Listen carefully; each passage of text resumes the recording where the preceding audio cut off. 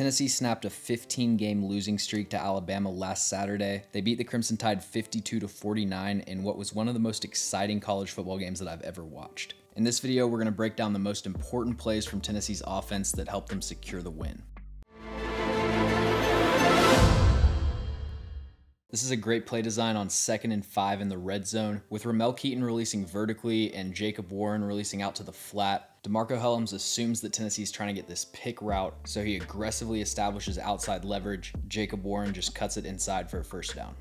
Josh Heupel uses a lot of motion and switch releases to create favorable matchups and to cause confusion for the defense. So the H-back motions across the formation, sells a vertical route before breaking out to the flat, and then double verticals on the outside. The safety and the corner get confused, and against defensive backs that are playing flat-footed like this, Jalin Hyatt just blows right past them.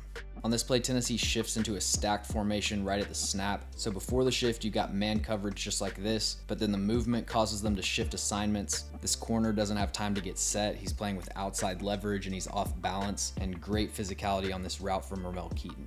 Pretty much the same idea on this play. Princeton Fant shifts into a stacked alignment. Again, that causes Alabama to switch their man coverage assignments, and now this corner's out leveraged, giving up essentially anything to the inside. Good job by Ramel Keaton creating after the catch. And this is really how Tennessee got most of its deep passing production against Alabama. They simultaneously spread out the formation and then condense it on each sideline by stacking the receiver's alignment. And when you have Jalin Hyatt, who's a legitimate track star with NFL receiver skills, any hesitation or false steps from Alabama's defensive backfield was getting exploited. Watch how smoothly Jalin Hyatt transitions between 3 different speeds in each part of this route. From an NFL draft perspective, Jalin Hyatt still runs a pretty limited route tree, but he's a lot more of a technician than most of these one-dimensional deep threats that you see in each class. He's more than just a linear athlete. He can cut quickly, and he has great control of his speed. One of the biggest reasons for Tennessee's offensive success against Alabama was the offensive line play against a really talented defensive front. Will Anderson, Dallas Turner, and Chris Braswell each only had 2 pressures, and in the run game, they were creating a ton of movement at the line of scrimmage, just like they've been doing all year. Henry To'oTo'o was Alabama's lowest graded defender. Tennessee's running counter with an insert from the H-back. Henry misreads the play, his eyes take him out of position, and this is about as wide open of a gap as I've seen Alabama's run defense allow.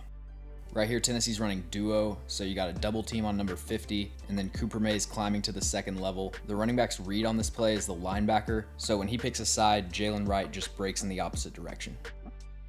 Now we're into the 3rd quarter, and when a defense is getting beat a lot through the air like Alabama was, the natural response is to go into dime personnel and play with a lighter box, and this is just an easy look for any team to run on, especially Tennessee. They got 5 blockers, 5 box defenders. They're running dart, which is power, except the tackle's pulling instead of the guard. Great job by Darnell right at the end of this block to widen out the gap with the backside hand.